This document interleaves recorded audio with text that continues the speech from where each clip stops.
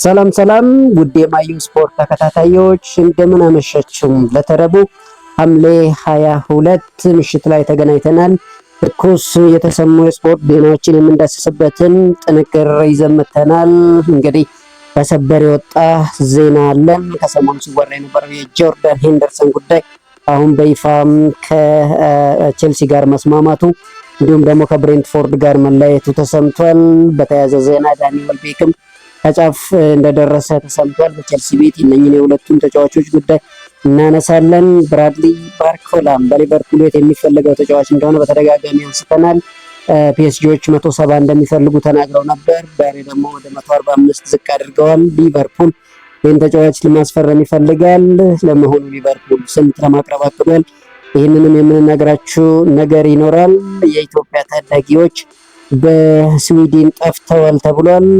ይሄ ነገር ምን ገጠማቸው የሚለውን እንግዲህ የምንነግራችሁ ይሆናል። ማይክል አርቴታ በአርሰናል ቤት የተናገሩት ነገር አለ። ስለዚህም የምንዳስሰው ይሆናል።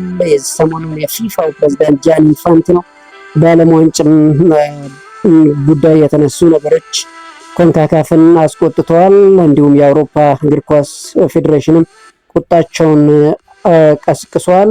ነገር ግን ቼክ ሪፑብሊክ ደግሞ የፊፋውን ፕሬዝዳንት ጃኒ ኢንፋንቲኖ ሀሳብ እንደሚደግፉ ተነግሯል። ከዚህ ጋር የተያዙ ዜናዎች አለን። በፉላም ቤት የሁለት ተጫዋቾች ጉዳይ እናነሳለን። ጎንካሎ ጋርሺያ እንዲሁም ደግሞ ሴሳር ፓላሲዮስ ከሪያል ማድሪድ ለማስፈረም ከጫፍ መድረሳቸው የተሰማበትን ዜና ይዘናል። በደንብ እዚህ ላይ እንቆያለን። ኔይማር ጁኒየር እግር ኳስ ከዚህ በኋላ እንግዲህ አብቅቷል፣ በብራዚል ያለኝ ታሪክ አብቅቷል ሲል የተናገረበት ዜና ይዘናል። ስለ ኔይማር ጁኒየር የምንነግራችሁ ነገር አለ። ህይወቱን በብራዚል እንዳስሰዋለን። ባየር ሙኒክ ቤት እንሄድና የሃሪኬን ማይክል ኦሊሴ እና ሉዊስ ዲያዝን ጉዳይ የምንነግራችሁ ነገር ይኖራል። እንግዲህ ቻናላችንን ሰብስክራይብ አድርጋችሁ ቪዲዮአችንን ላይክ አድርጋችሁ እስከመጨረሻው ከተከታተላችሁን እኚህን ዜናዎች በስፋትና በጥልቀት የምንዳስስበትን ዜና የምትሰሙ ይሆናል። በቅድሚያም እንግዲህ የፊፋው ፕሬዝዳንት ጃኒ ኢንፋንቲኖን ሀሳብ እናስቀድማለን። ከሰሞኑ ጃኒ ኢንፋንቲኖ እንግዲህ የዓለም ዋንጫውን በግማሽ ለባለሀብቶች ለመሸጥ ማሰባቸው ተነግሮ ነበር። የአውሮፓ እግር ኳስ ማህበር እንግዲህ አባል ሀገራት በዓለም ዋንጫ ውድድር ባለመሳተፍ አድማ ለማድረግ ማሰባቸው ተገልጿል። ፊፋ የዓለም ዋንጫውን የንግድ ድርሻ ለግል ኢንቨስተሮችም ከሸጠ በውድድሩ እንደማይሳተፉ አሳውቀዋል። የአውሮፓ ሀገራት በጉዳዩ ላይ ለመወሰን በዚህ ሳምንት አስቸኳይ ስብሰባ ለማድረግ ቀጠሮ መያዛቸው ተነግሯል። ፊፋ የተወሰነውን የዓለም ዋንጫ ድርሻ ለግል ባለሀብቶች ለመሸጥ እንግዲህ በንግግር ላይ መሆኑ አስታውቋል።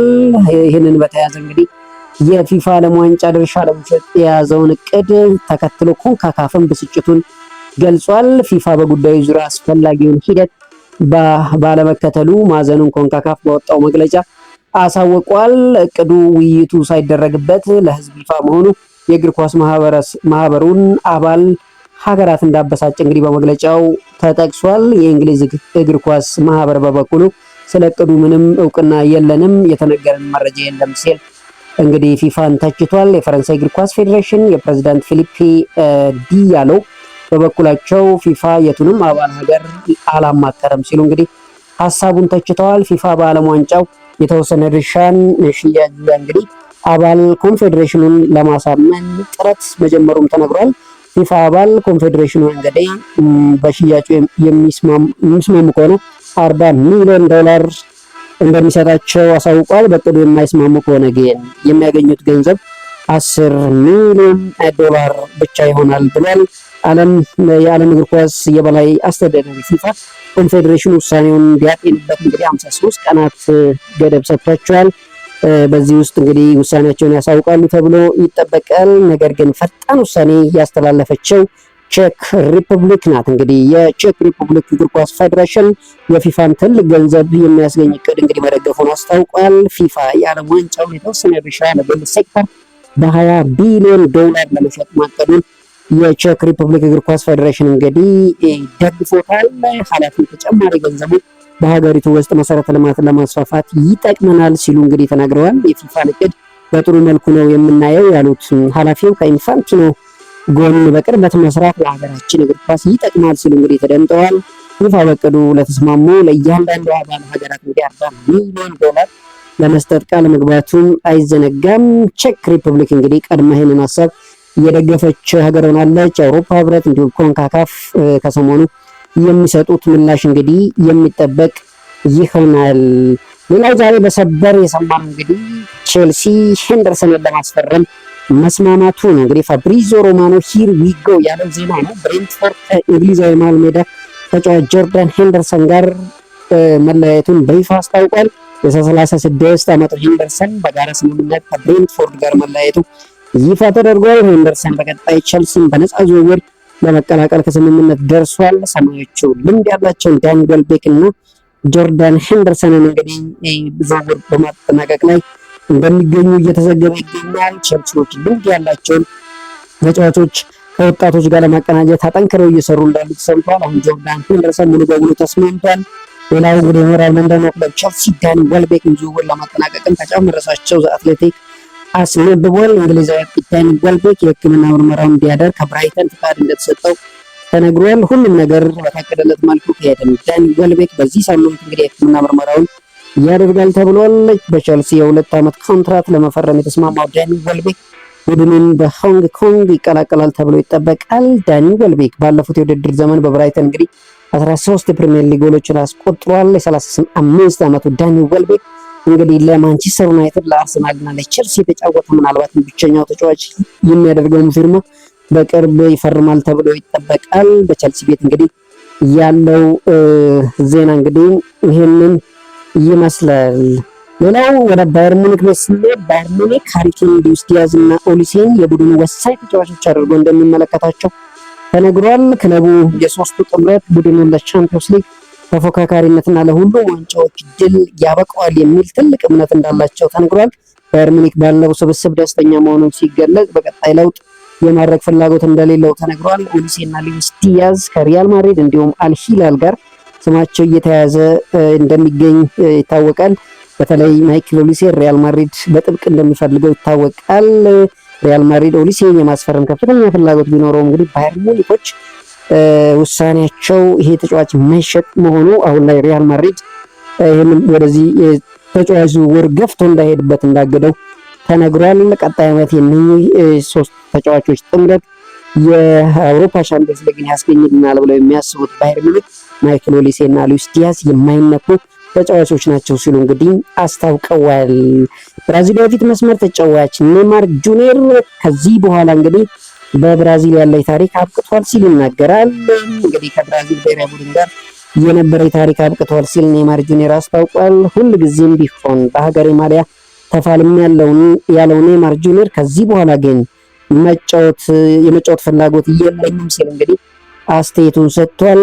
ኔይማር ጁኒየር እንግዲህ በብራዚል ማሊያ 80 ጎሎችን እንዳስቆጠረ ይታወቃል። ኔይማር ጁኒየር እንግዲህ የብራዚል ከፍተኛ ጎል አስቆጣሪ መሆኑም አይዘነጋም። ኔይማር ጁኒየር 80 ጎሎችን አስቆጥሮ አንደኛ ነው። ፔሌ 77 ጎሎችን አስቆጥሯል። ሮናልዲኖ 62 ጎሎችን አስቆጥሯል። ሮማሪዮ 55 ጎሎችን አስቆጥሯል። ዚኮ 48 ጎሎችን አስቆጥሯል። እንግዲህ ኔይማር የምንጊዜም የብራዚል ከፍተኛ ጎል አስቆጣሪ ሆኖ እንግዲህ ጫማውን ከብሔራዊ ቡድኑ መስቀሉን እያስታወቀበትን ዜና ሰምተናል። 130 ጨዋታ ላይ የተሰለፈው ኔይማር ጁኒየር 80 ጎሎችን አስቆጥሮ 9 ለጎል የሆኑ ኳሶችን አመቻችቶ አቀብሏል። ኔይማር ጁኒየር እንግዲህ 4 የዓለም ዋንጫ ጨዋታ ላይ ተሰልፏል። በ2014፣ በ2018፣ በ2022 እና 2026 ኔይማር ጁኒየር በዓለም ዋንጫው ተሰልፎም 9 ጎሎችን አስቆጥሯል። በ2014 4 ጎሎች አስቆጠረ። በ2018 2 ጎሎች፣ 22 ላይ 2 ጎሎች እንዲሁም ደግሞ በ2026 1 ጎል አስቆጥሯል። እንግዲህ በፔናልቲ 1 ጎል ማስቆጠሩ ይታወሳል። ኔይማር ጁኒየር እንግዲህ በጉዳት ሲሰቃይ ቆይቶ ዘንድሮ በዓለም ዋንጫው ላይ መሳተፍ እድል ቢያገኝም ነገር ግን እንደፈለገው የጨዋታ እድል ሳያገኝ በመጨረሻው አንድ ጨዋታ ላይ ብቻ ተሳትፎ እንግዲህ ከዚህ በኋላ የእግር ኳስ ሕይወቴ በብራዚል ቤት ያበቃል ሲል አስተያየቱን ሰጥቷል። ፉላም ጎንዛሎ ጋርሺያ እና ሴዛር ፓላሲዮስን ከሪያል ማድሪድ ለማስፈረም ከጫፍ መድረሳቸው ተገልጿል። ሁለቱ ተጫዋቾች በአሰልጣኝ አርቤሎዋ ስር በእንግሊዝ ፕሪሚየር ሊግ መጫወት እንደሚፈልጉ ተነግሯል። የጎንዛሎ ጋርሺያ ዝውውር ሂሳብ ከ30 ሚሊዮን ዩሮ በላይ መሆኑን አትሌቲክ ዘግቧል። አሰልጣኝ አልቫሮ አርቤሎዋ ጎንዛሎ ጋርሺያን የቡድኑ ቁልፍ ተጫዋች ማድረግ እንደሚፈልጉ ተነግሯል። በጆዜ ሞሪኖ ስር ምናልባት የጨዋታ እድል የማያገኘው ጎንዛሎ ጋርሺያ ወደ ፉላም ለመቀላቀል መቃረቡ እንግዲህ ተነግሯል። መጨረሻቸው ምን ይሆናል የሚለው የሁለት ተጫዋቾች ዜና የሚጠበቅ ይሆናል። የሰሜን ለንደኑ ክለብ አርሰናል አሰልጣኝ ማይክል አርቴታ ያለፈው ዓመት ስኬታቸውን የመጨረሻ ለመሆኑን ገልጸዋል። ይልቁንስ የአዲስ ዘመን ጅማሮ ነው ሲሉ አሰልጣኝ ማይክል አርቴታ አስታውቀዋል። ፕሪሚየር ሊጉን ማሸነፋችን ጅማሮ ነው ያሉት አርቴታ ይህ ደረጃችን መሆን አለበት ሲሉ እንግዲህ ተናግረዋል። በዚህ ደረጃ ላይ መሆን እንደሚገባ ማረጋገጥ አለብን ያሉት ማይክል አርቴታ ክለቡን ወደ ሌላ ደረጃ ለማሸጋገር መሻሻላችንን እንቀጥላለን ሲሉ እንግዲህ ማይክል አርቴታ ተናግረዋል። እንግዲህ ባለፈው ዓመት የእንግሊዝ ፕሪሚየር ሊግ አሸናፊው አርሰናል ቀጣይ በእንግሊዝ ፕሪሚየር ሊግ እንዲሁም በአውሮፓ መድረክ የሚያሳየው እንቅስቃሴ የሚጠበቅ ይሆናል። የመርሳይድ ክለብ ሊቨርፑል ብራድሊ ባርኮላን ለማስፈረም የመክፈቻ የዝውውር ሂሳብ ለማቅረብ መዘጋጀቱ ተነግሯል። ሊቨርፑል ብራድሊ ባርኮላን የመሐመድ ሳላህ ትክክለኛ ተተኪ ለማድረግ የመጀመሪያ ኢላማቸውን አድርገዋል። በመጀመሪያ በፒኤስጂ የሁለት ዓመት ኮንትራት ያለው ብራድሊ ባርኮላ ሊቨርፑል የመቀላቀል ፍላጎት አለው። ፒኤስጂዎች እስከ 170 ሚሊዮን ፓውንድ ለዚህ ተጫዋች ዋጋ ቢያወጡም አሁን ላይ እየወጡ ባሉ ዜናዎች 145 ሚሊዮን ፓውንድ እንዲከፈላቸው እንደሚፈልጉ አሳውቀዋል። ሊቨርፑል ይህን ያህል ገንዘብ ይከፍላል ተብሎ ባይጠበቅም ሊቨርፑል ተጫዋቹን እስከ 100 ሚሊዮን ፓውንድ ባለው ክፍያ ለማስፈረም እንደሚፈልግና ጥረት እንደሚያደርግ እንግዲህ ዘ አትሌቲክ አሁን ማምሻውን ይዞት በወጣው ዘገባ ላይ ወጥቷል። እንግዲህ ብራድሊ ባርኮላ ሊቨርፑል የመቀላቀል ጥሩ ፍላጎት አለው። ፒኤስጂዎች በምን ያህል ብር ይለቁታል የሚለው እንግዲህ በዚህ ሳምንት የምንሰማው ትልቁ ዜና ሊሆን እንደሚችል ዘ አትሌቲክን አስነብቧል። በመጨረሻም እንግዲህ በስዊድን በተካሄደ የታዳጊዎች ውድድር ጎይቶ ካፕ ላይ ለመካፈል ያቀኑ ኢትዮጵያውያን ተጫዋቾች መጥፋታቸው ተገልጿል። ወደ ስፍራው የተጓዙ 20 ተጫዋቾችና የቡድን መሪዎች መጥፋታቸውን የስዊድን ፖሊስ እንግዲህ አስታውቋል። የአካባቢው ፖሊስ የውድድሩ አዘጋጆች በደረሰው ጥቆማ የቡድኑን መጥፋት እንዳረጋገጡ እንግዲህ ይፋ አድርገዋል። በጉዳዩ ዙሪያ መግለጫ ያወጣ የኢትዮጵያ እግር ኳስ ፌዴሬሽን በታዳጊዎች መጥፋት አዝነናል ሲል እንግዲህ ተናግሯል። ፌዴሬሽኑ አክለውም ታዳጊ ቡድኖቹ በመሰል ውድድሮች ላይ በራሳቸው ጥረት በሚያገኙት እድል ወደ ውድድሩ የሚያመሩ እንጂ የኢትዮጵያ ብሔራዊ ቡድንን የወከሉ አለመሆናቸውን እንገልጻለን ሲልም እንግዲህ ተናግሯል። የዚህ እንግዲህ የመጥፋታቸው ትልቁ ምክንያት ምንድነው? መጨረሻውስ ምን ይሆናል የሚለውን እንግዲህ ምናልባትም አዲስ ነገር ካለ በነገው ዜናችን የምናቀርብላችሁ ይሆናል። ውድ የማዮ ስፖርት ተከታታዮች ለምሽቱ ያዝናቸው አጫጭር ዜናዎች እነኝን ይመስላሉ። ካናላችን ሰብስክራይብ፣ ቪዲዮአችን ላይክ አድርጋችሁ እንድታበረታቱን በአክብሮት እንጋብዛለን። ባላችሁበት መልካም ምሽት ይሁንላችሁ።